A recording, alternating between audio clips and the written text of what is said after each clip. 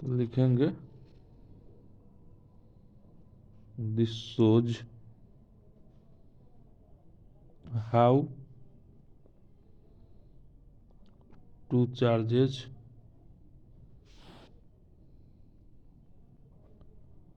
interact with each other.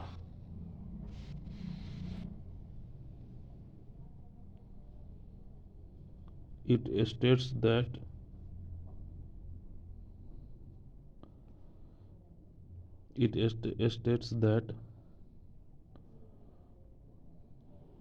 two charges attracts or repel each other with a force which is directly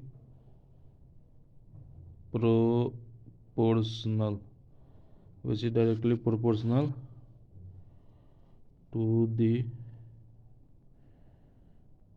product of their magnitude and inversely proportional to the square of distance between them। ठीक है।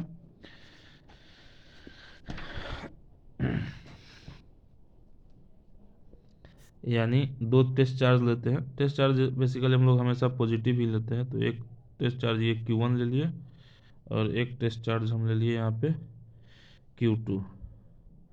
और ये याद रखिएगा, ये जो charge होता है हमेशा सेंट्रली इंटरेक्ट करता है। मतलब एक सेंटर और दूसरे सेंटर के, एक चार्ज और दूसरे चार्ज के सेंटर के बीचों बीच ये एक्ट करता है। मान लेते हैं कि दोनों के बीच का डिस्टेंस r है। तो इस डिफिनेशन के अकॉर्डिंग क्या हो जाएगा, फोर्स क्या हो जाएगा, डायरेक्टली प्रोपोर्शनल होगा Q1 Q2 के मैग्नीट्यूड के, और ये फोर्स इन्वर्सली प्रोपोर्शनल होगा किसके, दोनों के बीच का जो डिस्टेंस है इसके स्क्वायर का, यानी 1 इन्वर्स है तो 1/r²। दोनों इक्वेशन को कंबाइन करेंगे बाय कंबाइनिंग बोथ इक्वेशन। क्या हो जाएगा, F इज डायरेक्टली प्रोपोर्शनल हो जाएगा Q1 Q2/r²।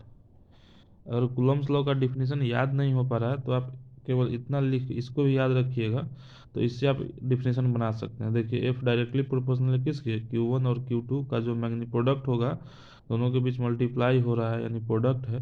तो प्रोडक्ट किसका होता है, मैग्नीट्यूड का ही होता है, यानी दोनों के मैग्नीट्यूड के प्रोडक्ट के डायरेक्टली प्रोपोर्शनल है, और दोनों के बीच के डिस्टेंस का जो स्क्वायर है उसके इन्वर्सली प्रोपोर्शनल है। ठीक है, ये हो गया कूलम्ब्स लॉ। अब आइए प्रोपोर्शनलिटी हटाएंगे तो इसकी जगह पे कोई ना कोई एक कांस्टेंट देना होगा, जिस कांस्टेंट को हम लोग क्या कहते हैं, K कहते हैं। K Q1 Q2/r²। ठीक है, where K is a constant and it depends on the medium where charge is placed। तो चार्ज कहाँ है, किस मीडियम में रखा हुआ है, उस पर ये डिपेंड करता है। तो फॉर एयर, वैक्यूम, ये सब के लिए K का वैल्यू क्या होता है,